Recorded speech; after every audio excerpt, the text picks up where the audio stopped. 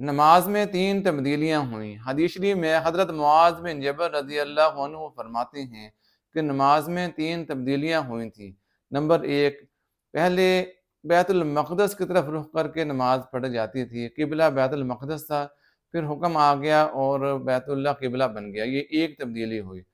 دوسری تبدیلی یہ ہے کہ پہلے اجازت تھی کہ نماز کے اندر ضرورت کے درجے میں گفتگو کر سکتے تھے، چنانچہ کوئی صحابی رضی اللہ عنہ آتے نماز کی جماعت کے دوران اور دوسروں سے پوچھ لیا کرتے تھے کہ کتنی رکعت ہوئی ہیں،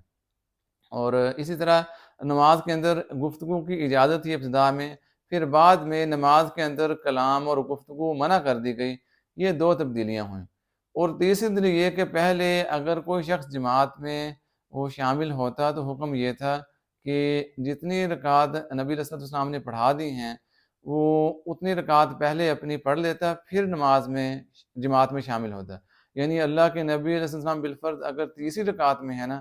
تو پہلی دو رکعت کوئی بھی جو صحابی جو بعد میں شامل ہوگا جماعت میں، اس نے پہلے وہ دو رکعت پڑھنی ہے جو رہ گئی ہیں، پھر تیسری رکعت میں نبی علیہ السلام کے ساتھ شامل ہونا ہے۔ لیکن ایک مرتبہ ایک صحابی رضی اللہ عنہ وہ آئے اور اللہ کے نبی علیہ السلام کے ساتھ نماز میں شامل ہو گئے، اور جب نماز نبی علیہ السلام نے مکمل فرمائی، اسلام پھیر دیا دائیں اور بائیں طرف، تو وہ صحابی رضی اللہ عنہ کھڑے ہوئے اور اپنی جو رہ گئی تھی ان کی رکعت وہ انہوں نے ادا فرما لی۔ تو نبی علیہ السلام نے ان سے پوچھا کہ یہ کیا وجہ ہے، تم نے یہ کون سی نماز پڑھی ہے ہمارے اسلام پھیرنے کے بعد؟ تو انہوں نے عرض کر دیا کہ اس طرح میری جو رکعت نہیں تھی نا، میں نے وہ پہلے نہیں پڑھی بلکہ آپ کے اسلام پھیرنے کے بعد یہ وہ پڑھی ہیں۔ تو اللہ کے نبی علیہ السلام نے اس طریقے کو پسند فرمایا، فرمایا آج کے بعد یہی طریقہ ہوگا کہ جو شخص جماعت میں لیٹ آئے اور اس کی ایک دو یا تین جو بھی رکعت رہ جائیں تو وہ پہلے وہ رکعت نہیں پڑھے گا بلکہ پہلے جماعت میں فوراً شامل ہو جائے گا امام صاحب کے ساتھ،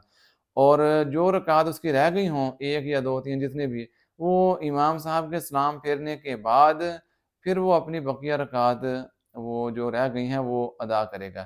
تو اس سے معلوم ہوا کہ یہ تین تبدیلیاں نماز کے اندر ہوئیں کہ پہلے قبلہ بیت المقدس تھا، پھر قبلہ بیت اللہ بن گیا، اور پہلے نماز کے اندر کلام اور گفتگو کی اجازت تھی، پھر وہ اجازت منسوخ ہو گئی اور کلام منع ہو گیا نماز میں۔ اور تیسری یہ کہ جماعت میں پہلے جب کوئی شخص جماعت میں شامل ہوتا، دیر سے آتا، تو جتنی رکعت امام نے پڑھ